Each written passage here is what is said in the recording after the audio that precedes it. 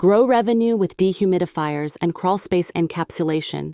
After taking today's course, you will be able to explain how thermal dynamics affects homes, demonstrate knowledge of the IRC encapsulation energy code, explain differences in techniques used to control moisture in crawlspaces, perform a crawlspace inspection for moisture issues, use inspection tools to detect moisture levels in crawlspaces, detail the crawlspace encapsulation process, explain why dehumidifiers are the only viable way to remove humidity from a crawlspace, understanding thermal dynamics.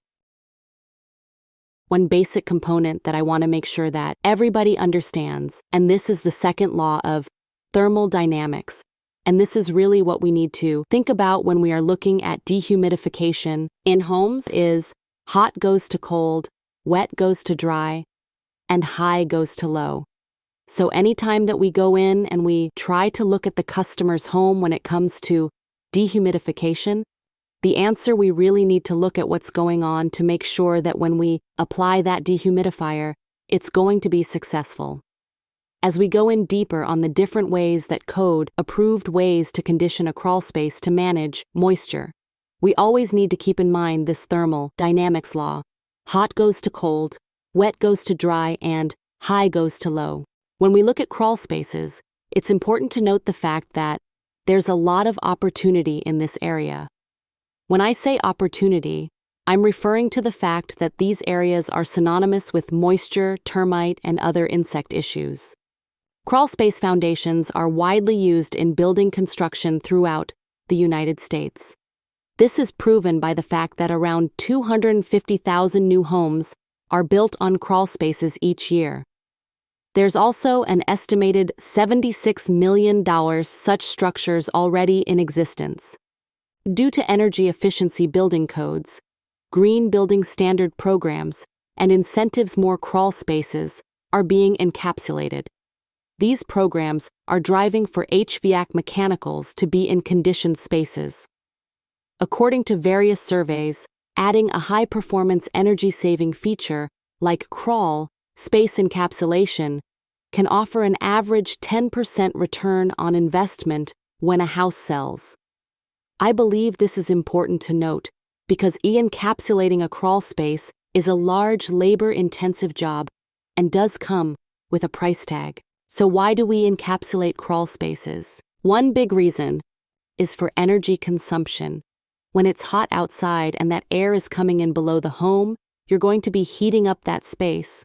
In the colder times of the year, when you have a crawl space that's ventilated to the outside, the insulation underneath, the subfloor area isn't enough. The reality is, we're still bringing a lot of cold air into the house. This is another reason why energy consumption is a big reason why people encapsulate crawl spaces. According to Advanced Energy, homes with vented crawl spaces are 19 times more likely to experience high relative humidity levels in excess of 70%. This can lead to a lot of rot, cupping, and buckling of hardwood flooring, and even damage to cabinetry. Again, if it's hot and humid outside and we're bringing in that air below, we're causing a lot of damage below the home.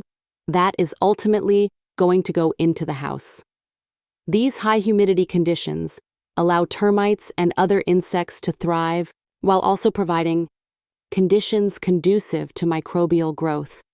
Other issues with these high humidity conditions include the potential for structural issues and poor air quality in the living spaces.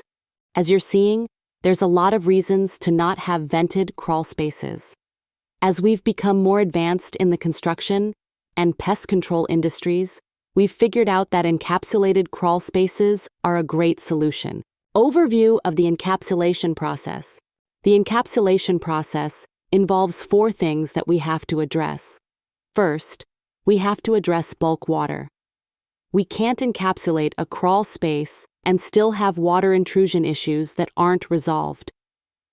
Adding a sump pump is the best way to resolve the issue inside of the crawl space, along with things like making sure gutter downspouts are directed away from the foundation on the exterior. You may find that it's prudent to add French drains to the bottom of these downspouts in some cases. In cases of extreme water intrusion, exterior grading may be required to divert the water away from the foundation. For today's exercise, we're going to assume these issues have been corrected or aren't an issue. In my experience, the majority of crawl spaces don't have major issues with water intrusion. With air infiltration and water vapor, these steps will mainly be addressed with our moisture management step. Looking at moisture management, we need to understand that one of the biggest goals is to manage relative humidity, or RH. Here's an example of an exceptional encapsulated crawl space. Obviously, they don't all look this good. Even after encapsulation, we just wanted to show you what a stellar one looked like. This is more of what you would typically see on an encapsulated crawl space. There's nothing wrong with the workmanship on this.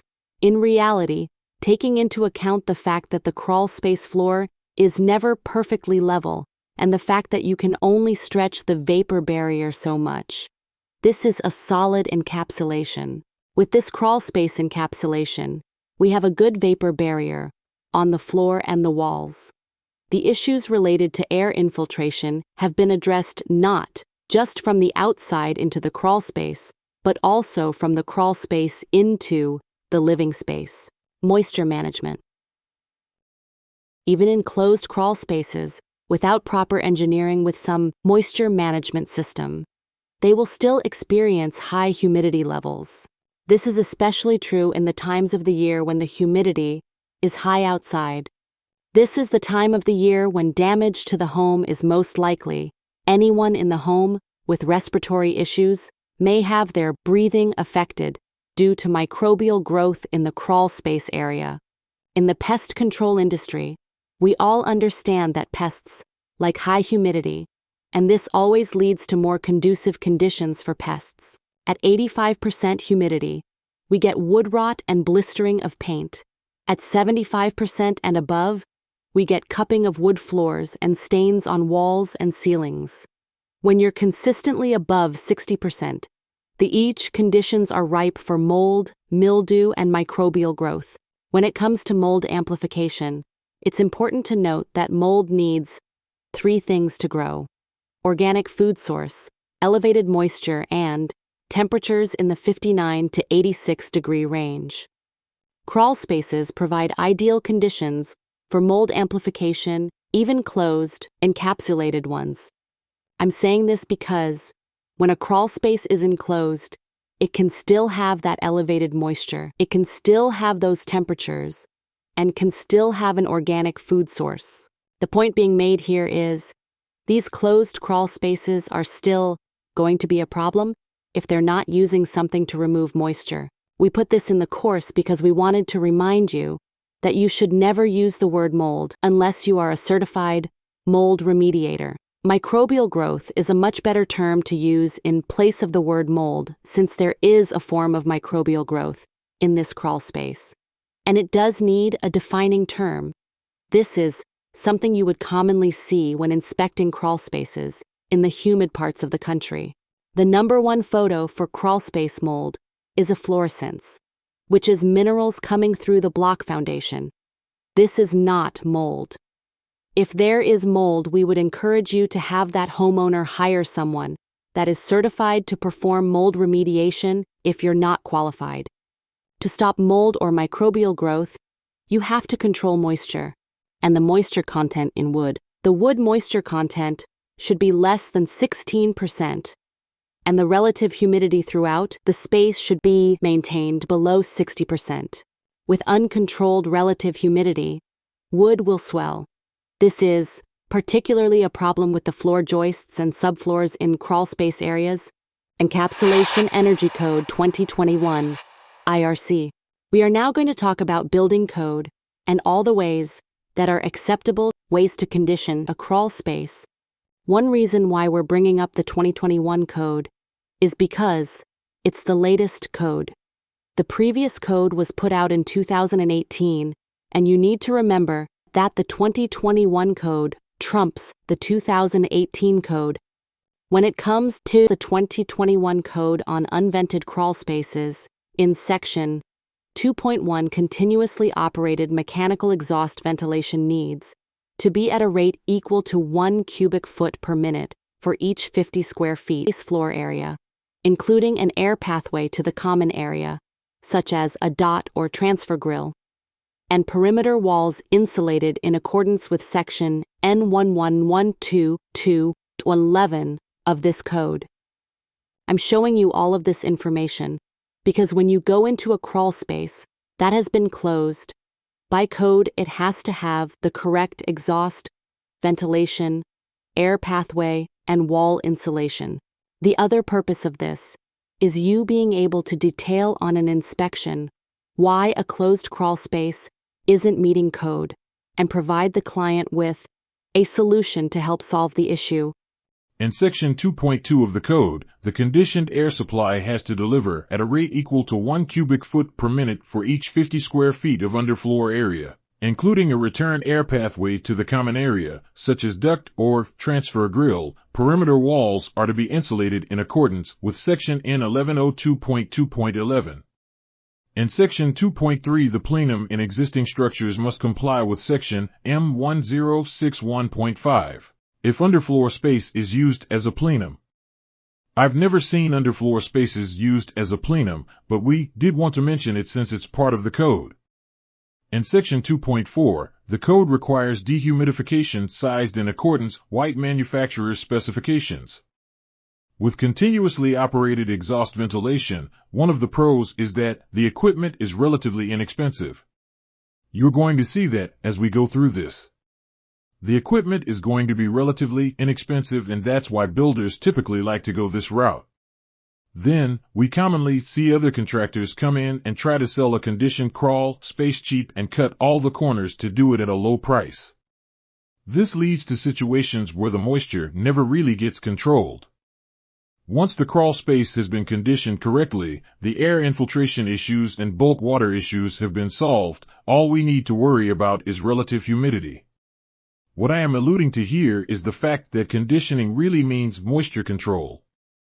The cons with this mechanical exhaust ventilation is it will most likely increase the humidity in the living space of the home in the humid times of the year.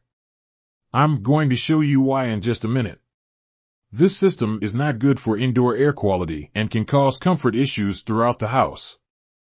The reason being is the effect it has on the crawl space. Basically, we have our floor grill that is allowing conditioned air per code to come into the house, and we are exhausting it out of the vent in the crawl space. The challenge with this is when you exhaust air out, makeup air has to be brought into that house somewhere. The house is always trying to equalize. So, when we talk about thermodynamics, the second law, where high goes to low, if we're exhausting here, then going to be pulling air into the attic area. This potentially brings in hot, humid air from the outside into the upper levels of the living space, and then pulling the air through the rest of the living space to exhaust. We typically don't want to create that type of negative pressure. This is especially true in hot, humid climates where we commonly see crawl spaces. When you come across these types of homes and check the RH levels in the spring, summer, or fall, you will likely find high RH levels. Looking at conditioned air in the crawl space, I can tell you that I see this one quite a bit. No equipment is really needed besides some supply register and floor register. The theory is that when you're air conditioning during the humid season that you're putting dry air into that space. The challenge with this is the air is usually cold air. When you decrease the temperature of air, you increase the RH. For every degree you go down, the RH goes up 2%. At that point, we're putting cold air into a cool space. You can already have high humidity down there, and all you're trying to do is put cooler, drier air into the area. This is not a good conditioning method for a crawl space area. The only reason this is done is because it's inexpensive. Unfortunately, I see it quite a bit throughout the Mid-Atlantic and the Southeast. Here's an example of what this looks like. They basically tapped into the supply plenum and added a register. Here is a rendering of how that looks. Basically, you've got your passive returning grill here. You're moving some supply air from that. Again, here's another illustration of the conditioned air, and then we've got our floor grill there to share the air between the spaces. This is actually the data we collected in Northern Virginia on 2 Habitat houses built on the same lot. Basically, the same exact houses. We will go over this quickly because there's a lot of data here. These dotted lines are what is going on in the crawl space, and the solid lines are what's going on outside. So, we had 2 exact homes, we encapsulated them both, one of them we put in a dehumidifier and the other one we used to supply air from the AC. This is a small glimpse of what we found. I had to shut off the alarm on the one using the air supply because it was consistently above 70% in the spring, summer, and fall. You can see when we add a dehumidifier, we set this one pretty low. It was new construction and before they actually finished the home and closed it up for the homeowners to move in. They did have to remediate that crawl space, just from having electrical wires and things like that through it. We set it low from the get-go to help it dry out. You can see we have a good dew point going on here. We were around the 50% range. 55 is ideal and we were in a good range here. We have low RH. We did go back in and increased it to 55 pecent. Once we saw it had dried out well, the temperature stayed pretty consistent at about 74 degrees in the crawl space. You can see the RH shot up when we had some rainy times here. What this shows is, we were able to keep the RH controlled in the crawl space no matter what was going on outside. Keep in mind this was in Northern Virginia in April and the AC was not being used a lot. As we look at the other house with the AC supply being used to condition the crawl space, we have the same thing with the RH outside during the rainy time. You'll also notice the dew point getting above 60 degrees and making the crawl space area conducive for condensation. The RH was consistently getting to that 70% range. Again, if you're counting on supply air to condition the crawl space, the AC has to be running to even push that drier air into the crawl space. This is just not a consistent way to control RH. Underfloor space used as a plenum IRC are 408.3 M1601.5 underfloor plenums. Underfloor plenums shall be prohibited in new structures. Modification or repairs to underfloor plenums in existing structures shall conform to the requirements of this section. What that means is you're turning this cavity in the floor joist into a path for supply and return air for the HVAC system to control and condition that space. If you see this in a crawl space, this is probably your number one opportunity to add a dehumidifier. This air is then traveling throughout their house because it is being pulled into the AC system. Let's talk about a fan between the crawl space and the living space. This is another strategy someone might use that may or may not meet code. This is just sharing the air between the living space and the crawl space to condition it. This is once again being used to try and control the relative humidity. Here's another illustration of what that might look like. If you see a powered fan like this, it's not for radon, even though it looks like it. It's just to bring in air from the living space. Powered exhaust fan between the crawl space and the outside. What we're trying to do is control the air below the house using a powered exhaust fan. These typically run off of some sort of sensor that identifies when the RH in the crawl space has gotten too high. It will then exhaust air out and bring in new air through another vent. It's important to note this only works if it's drier outside than it is inside, as we have been talking about. In the spring, summer, and fall in a lot of regions, the dew point will be too high for this to be effective. Also, if it's cold outside during the time of year, then you're most likely bringing in colder air. This colder air can create colder floors and higher energy usage that no one wants. Use. The image on the screen gives you an idea of what that looks like. All these things have two things in common: little to no equipment costs, do not manage humidity year-round, allows for airflow communication with the living space.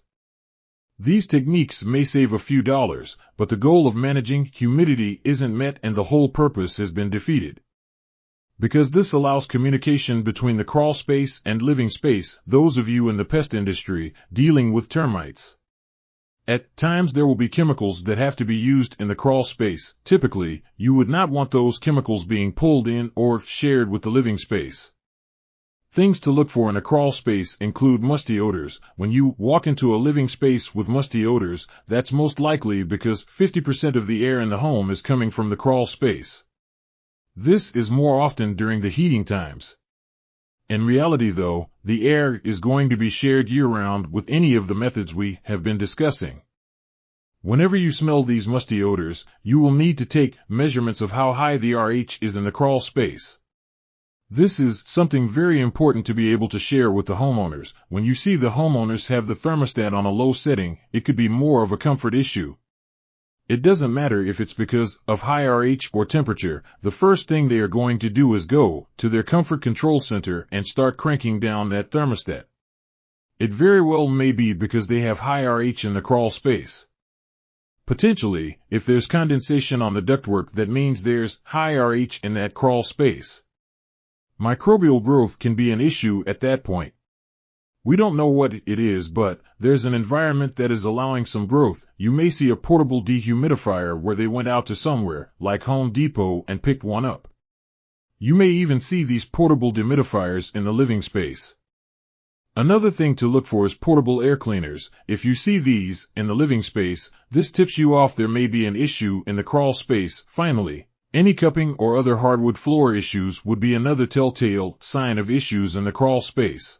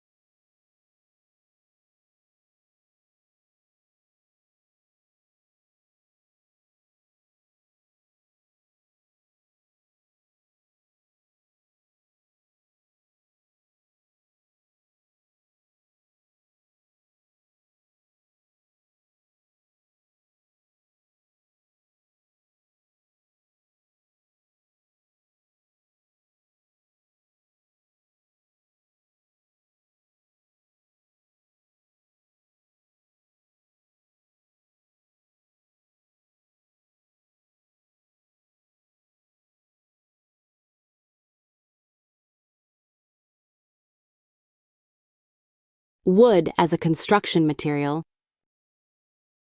Let's begin by talking about wood as a construction material. Tree species can be divided into hardwoods and softwoods. Softwoods are coniferous and have needle-like leaves. Common softwoods are pine, hemlock, cedar, and redwood. The structural members of residential homes are usually made out of softwoods. Hardwoods are deciduous and typically have broad leaves. Hardwoods shed all their leaves at once. Hardwoods are commonly used on floors, cabinets, and furniture. So many of you would probably understand when we talk about softwoods, typically you're going to find things like pine and studded walls of homes and inside any of the build-outs inside. So this is a really common softwood, and this is part of the reason why we have so many issues related to home construction and especially in crawl spaces, because these are very soft woods. Your hardwoods, again, are going to be more furniture, more floors, cabinets, things like that. So keeping in mind, one of the reasons why we're talking about wood as a construction material, because it does play a big role in why crawl spaces are such a big issue in termite and pest control. Let's take a look at the properties of wood. At first sight, wood appears to be a solid material. Wood is made up of many tiny tubes that actually make it porous. Wood is always trying to reach equilibrium with the moisture in the air. Wood is either going to give off or absorb moisture until that equilibrium is reached. Wood in properly constructed homes seldom reaches above 16 to 18%. Wood above 30% is especially in the danger zone. So basically what we're talking about in this slide is the fact that wood is not as solid as it appears to be. It actually is very porous and it absorbs moisture. So you have to keep in mind, if you have wood in a moist area, it's going to absorb moisture because it's going to try to reach that equilibrium with the moisture in the air of where it's at. So it's either going to give off moisture or absorb moisture based on the humidity in the area. I always tell people that wood in properly constructed homes, it's seldom going to reach above that 16 to 18%, which is good. Once again, talking about crawl spaces, this is an area where moisture is always an issue. Condensation is always going to be rising up from the soil. There can be moist air carried in from the vents outside. Some homes don't have vapor barriers, and we're going to talk more about that as we go. But want you to know that wood above 30% is especially in the danger zone. One of the things about that is that would usually be a plumbing leak or something like that that would cause that. It could get nearly that high if you looked at like a lot of standing water in a crawl space and that condensation rising, but for the most part you won't see wood above that 30%. But I just wanted you to know that wood is not as solid as it appears, and you do need to make sure that it stays in that 16 to 18% range to be out of the danger zone. Getting back to actually what the course is about today, we need to talk more about wood in crawl spaces. As many of you know, the use of wood on floor joists and subfloors is one of the main reasons crawl spaces are very important in termite and pest control. Most commonly, the softwood pine is used in home construction due to its low price point. So once again, we're talking about why pine is used. Actually, it has a very low price point, and that's the reason why a lot of people use it. I'm sure people would love to use things like oak, but the problem is the price point's too high, and that's why that's used more in furniture. So keep in mind this soft wood of pine is very easily attacked, whether it's termites, whether it's moisture issues. It just doesn't have that denseness and that hardness of an actual hardwood. In section 2, we're going to talk about inspections. Performing a crawl space inspection.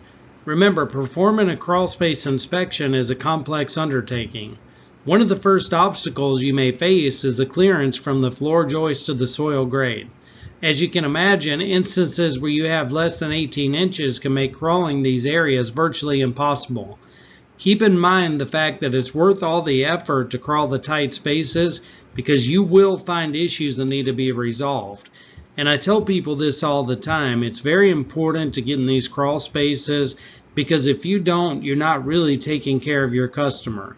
The fact of the matter is that they can be very tight. I've even had instances where we had to dig our way through a crawl space, move soil and different things But that's where you're going to find the major problems, especially as we're going to talk later about like moisture issues. The closer the floor joists are to the soil, the more problems there can be. So I do understand if it's less than 18 inches, especially, it can be really tough to crawl.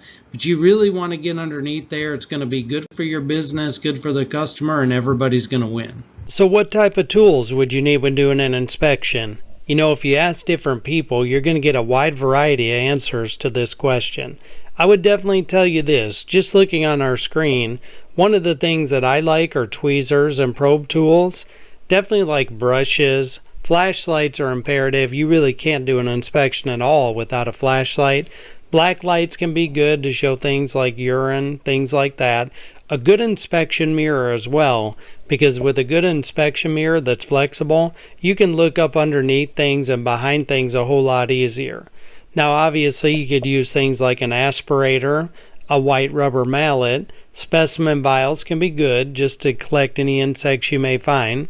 Knee pads are a good idea because they protect you when you're crawling in crawl spaces and areas like that. Screwdrivers and a magnifying glass.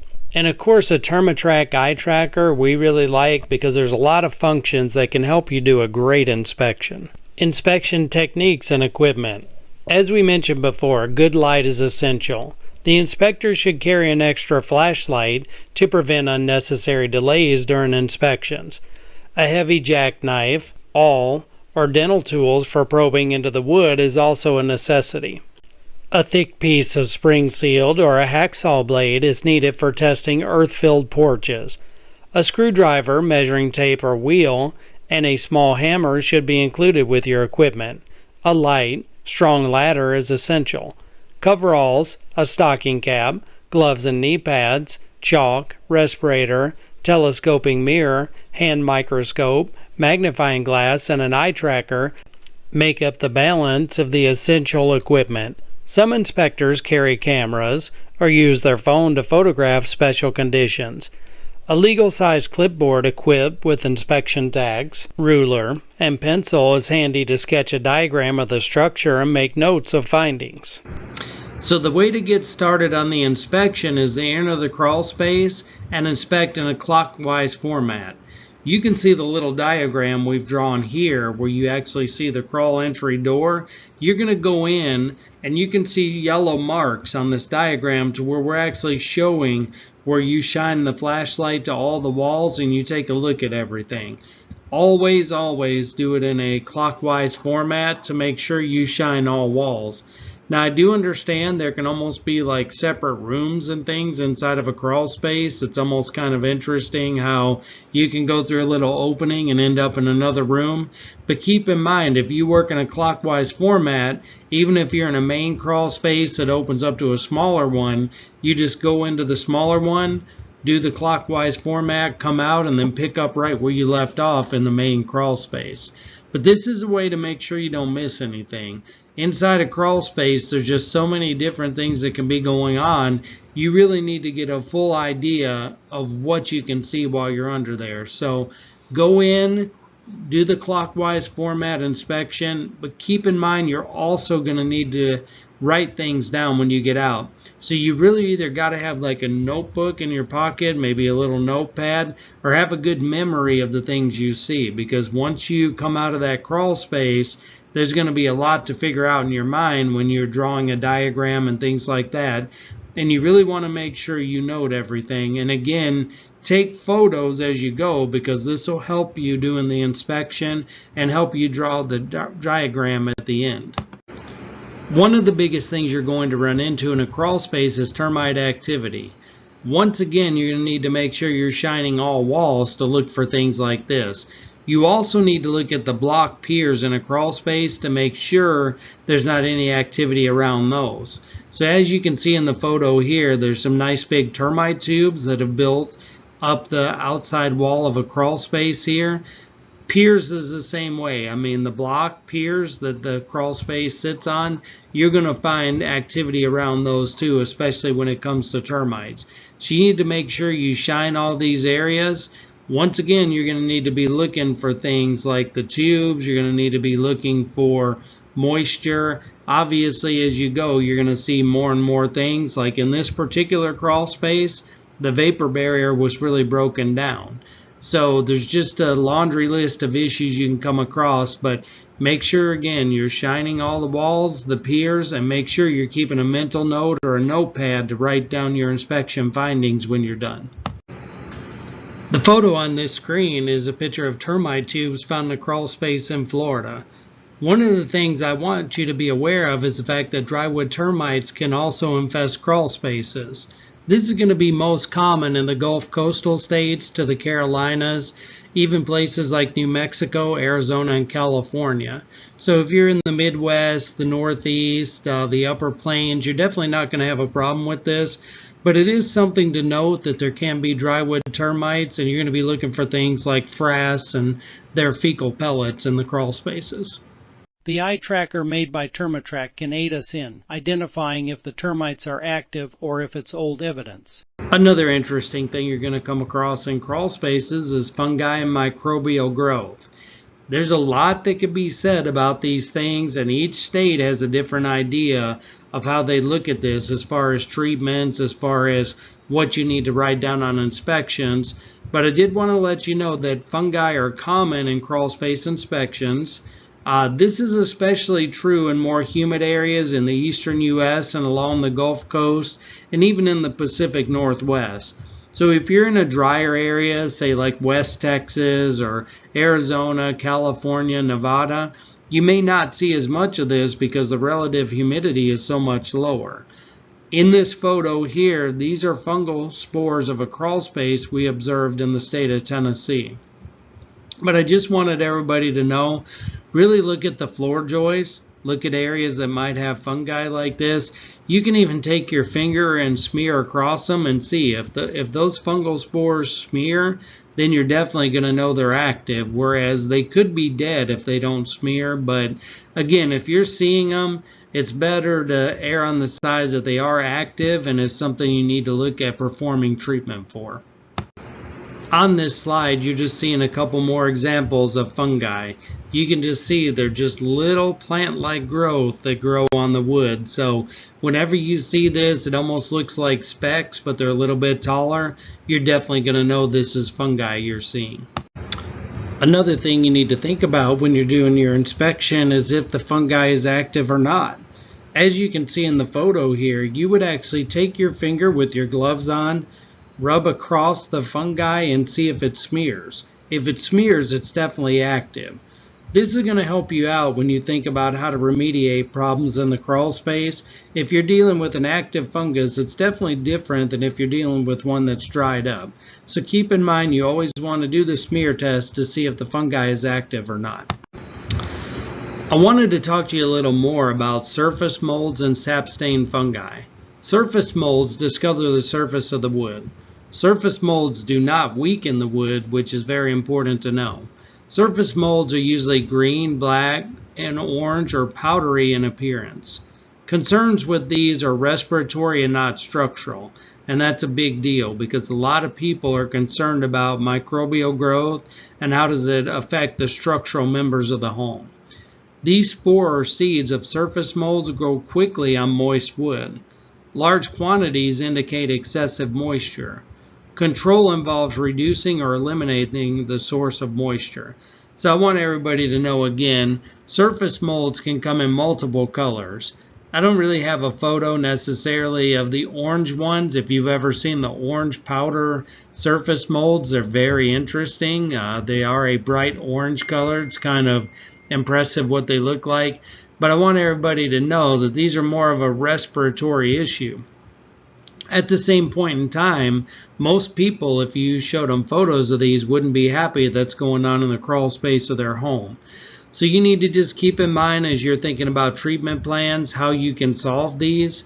A lot of the control it basically involves reducing or eliminating the source of moisture, but there's also other things you can do. And if you're seeing large quantities of these, there's definitely a major moisture issue. So you need to be thinking to yourself, what can I do to reduce that moisture? And as we go through the next few slides, we'll talk about some things that you can do to help that problem.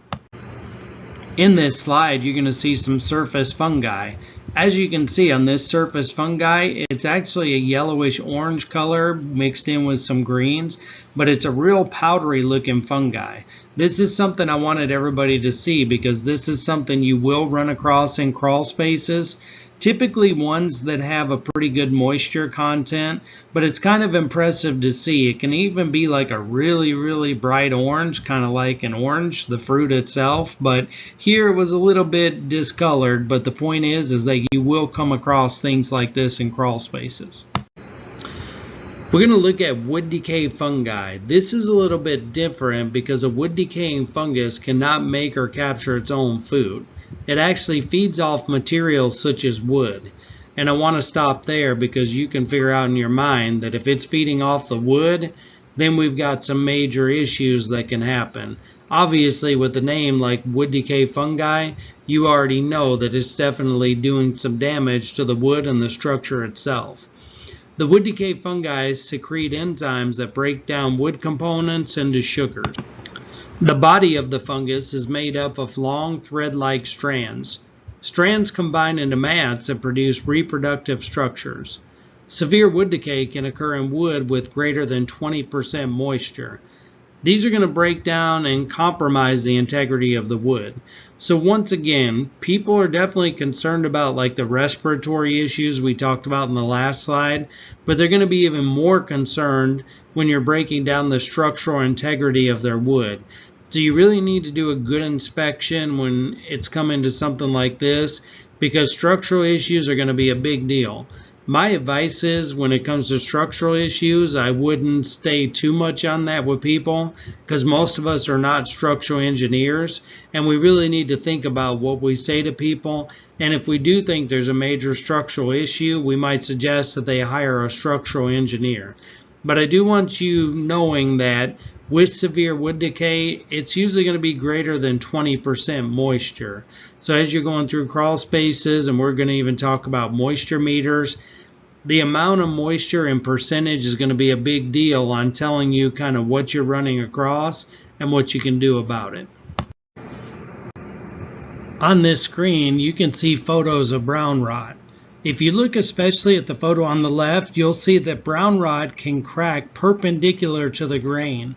So it actually cracks cross grain on the wood itself. Fungi is a living organism that does not require sunlight to grow. Wood decay fungi generally grows in wood with a moisture content above 20%. Wood with a 30% moisture content is especially unacceptable. Using the eye tracker to detect moisture. When we see an area of interest where there might be some moisture issues, we put the moisture sensor on that area and we get to see what type of moisture is in that wood. The moisture sensor measures relative and direct humidity, so it gives you two ways to measure what's going on in that area, and we see this as a great value. I wanted to quickly drop in this slide of a humidity map of the U.S. So as you can see in this slide, you're going to have definitely more humid areas in the southeast, all the way up through the northeast, the Great Lakes, and the upper Midwest. As you go out west into the desert, you're going to have states like Arizona, New Mexico, Nevada that have a very low relative humidity. So keep this in mind when you're thinking about your inspections, what the humidity is, and how this is going to affect the types of insects you would come across in your area, and including moisture issues in crawl spaces. Let's take a look at wood to ground contact. Wood to ground contact is another important issue to note in a crawl space inspection. Anytime wood touches the ground, it is absorbing moisture from the soil. Termites can easily attack this wood since they can build the tubes right up the sides while having a consistent food source along the way.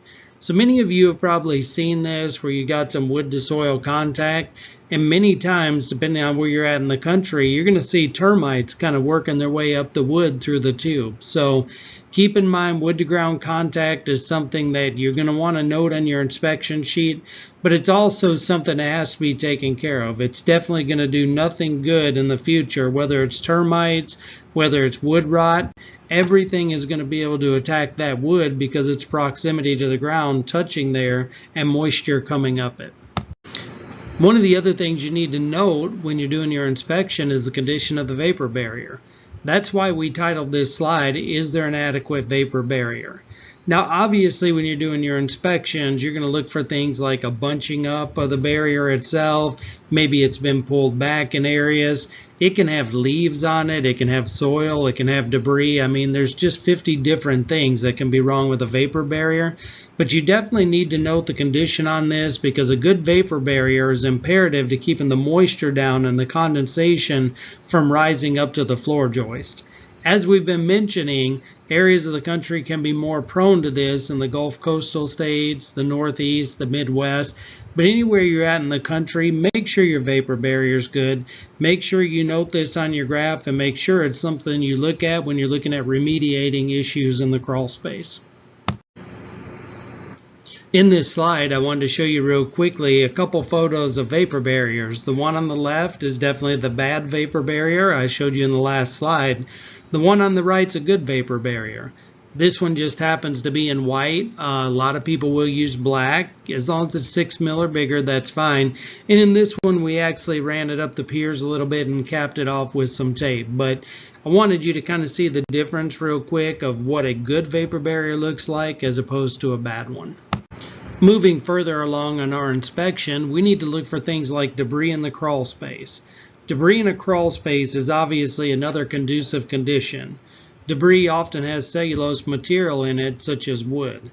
The debris must be marked as part of your inspection on the graph, just like everything else we've talked about.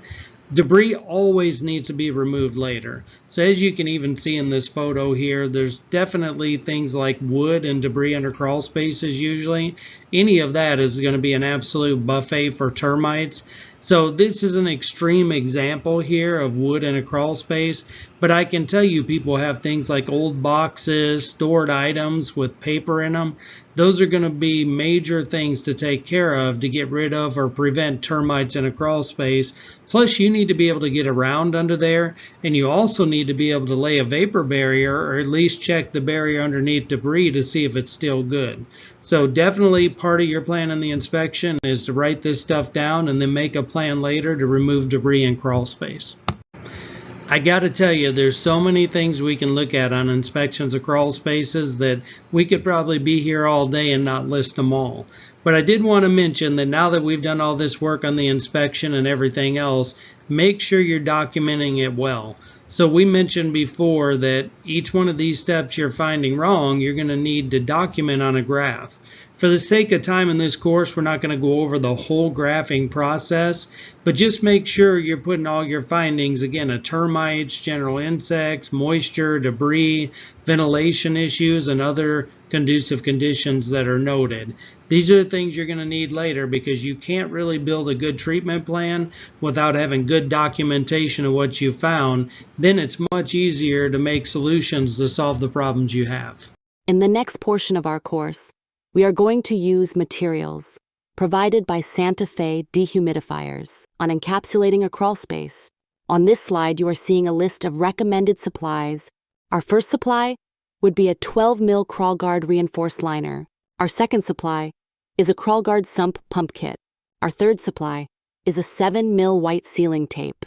Our fourth item needed is a CrawlGuard black double-sided foundation tape. The fifth item needed is CrawlGuard foundation pins. The sixth item needed is professional grade caulk. The seventh item needed is a CrawlGuard felt underlay. The eighth item needed is Santa Fe crawl space alert, optional. The ninth item needed is a Santa Fe condensate pump kit, optional. The 10th and final item needed is a Santa Fe dehumidifier. One thing you want to note is this isn't a comprehensive list. The reality is, encapsulating a crawl space can be a complex job. This is a minimum list to help you get started. Removing any batted insulation currently installed in the crawl space. It's an excellent idea to wear a Tyvek type of crawl suit when doing this. This fiberglass type of insulation is very uncomfortable to work with. After doing these jobs, you can feel very itchy and may feel as though someone has cut your skin lightly and repeatedly with a knife. I use that description because it's the best way to describe how uncomfortable it can be to have any of your skin exposed to the insulation when completing this part of the job.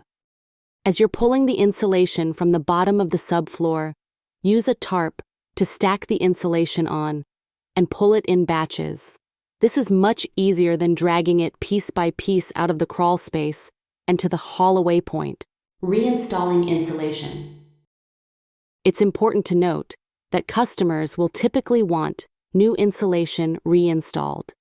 This makes sense because a crawl space encapsulation will not keep the space conditioned at the desired level without this step.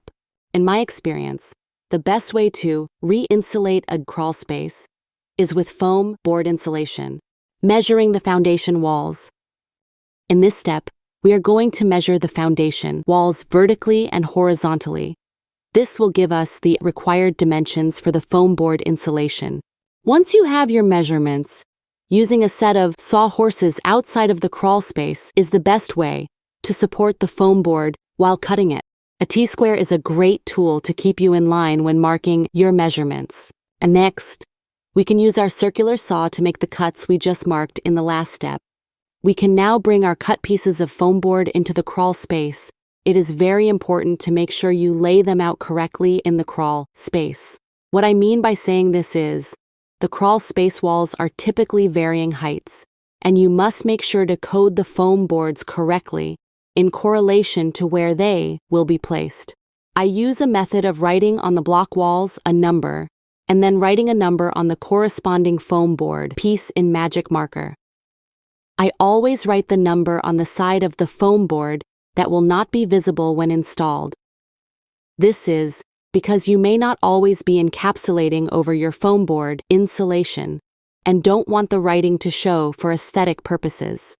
As we start adding foam board insulation in the crawl space, we need to cover over the foundation vents as shown. This is accomplished by inserting them into the vent openings and foaming around them, adding foam board to the crawl space walls. Leaving a gap for termite inspections. It's important to leave a 4-inch gap at the top of the crawl space wall for future termite inspections. We're now going to need bore tools to attach the foam board insulation to the crawl space walls. First, we'll need a .22 caliber concrete nail gun. And next, we'll need a box of concrete nails with built-in washers, as you can see shown here. Make sure you have the correct length on the nails for the thickness of the foam board insulation. Finally, we need .22 caliber nail gun bullets. Make sure you purchase bullets compatible with the model of your nail gun. Our final step in this process involves loading the nail gun with a bullet and nail, then pressing it against the foam board with it pressed tightly to the wall. I highly suggest wearing ear protection during this process. You need to keep in mind that you are going to get a loud bang, similar to firing a .22 caliber rifle, and nothing in your career is more important than keeping yourself safe. At this point, just pull the trigger and the concrete nail shoots through the foam board and sinks into the block wall. That's it. We have installed our first sheet of foam board insulation. All we have to do now is repeat the process until all exterior walls are insulated. At this point, we have finished our process of re-insulating the crawl space. Add the sump pump. Our next step is adding a sump pump for bulk water management. This is a crucial step that is often overlooked. If you close a crawl space and fail to deal with bulk water management, the conditioned crawl space will not function properly. The drain system will be installed around the perimeter of the crawl space. The system will go beside the footer and is installed in the lowest side of the crawl space. The simple rule to remember is that water flows downhill. Putting the sump pump at the lowest side of the crawl space gives you the best opportunity of any water intrusion to be funneled to the sump pump. Once the sump pump is dug out, you need to add gravel to the surrounding area of the hole. This requires you to make sure the hole has about 18 inches of extra width on each side of the sump pump. You can then add the gravel that allows the area to drain correctly. Next, we will use a concrete core drill and bit to drill through the foundation wall. Make sure the drill bit is the correct width for the drainage pipe to fit through the newly drilled hole. Use caution to make sure you don't drill into any foundation areas with existing pipes. Looking on the outside of the wall should confirm if utilities are present in the area. We are now ready to finish hooking up the sump pump by finishing the plumbing drain pipe and dropping the submersible pump into the basin. One last note on this is you need a plug-in available to power the pump. I have found the best way to do this is to hire a licensed electrician to make sure you limit your liability, and it's all up to code. Before we put down our vapor barrier, we need to lay down a felt liner on the floor of the crawl space. This adds another layer of protection to help keep the vapor barrier from being punctured. You have to keep in mind that service people will have to enter the crawl space from time to time, and the barrier needs to hold up for the long run. Our next step involves using double-sided tape. This involves adhering the tape about 4 inches below the top of the block foundation walls and the piers. Throughout the crawl space,